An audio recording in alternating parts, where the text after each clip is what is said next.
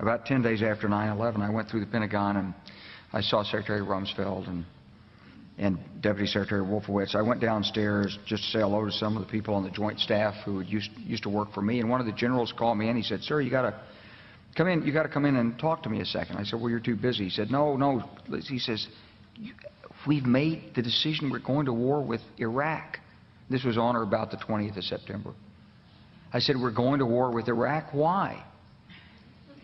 He said, "I don't know." He said, "I guess they don't know what else to do." So I said, "Well, did they find some information connecting Saddam to Al-Qaeda?" He said, No. He says, "There's nothing new that way. They just made the decision to go to war with Iraq."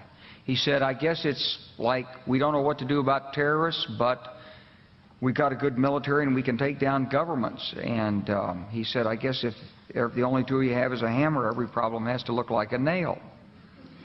So I came back to see him a few weeks later, and by that time we were bombing in Afghanistan. I said, "Are we still going to war with Iraq?" And he said, "Oh, it's worse than that." He said, he reached over on his desk, he picked up a piece of paper, and he said, "I just got this down from upstairs," meaning the Secretary of Defense's office today, and he said, "This is a memo that describes how we're going to take out 7 countries in 5 years, starting with Iraq and then Syria, Lebanon, Libya, Somalia, Sudan, and finishing off Iran." I said, "Is it classified?" He said, "Yes, sir." So go through the countries again?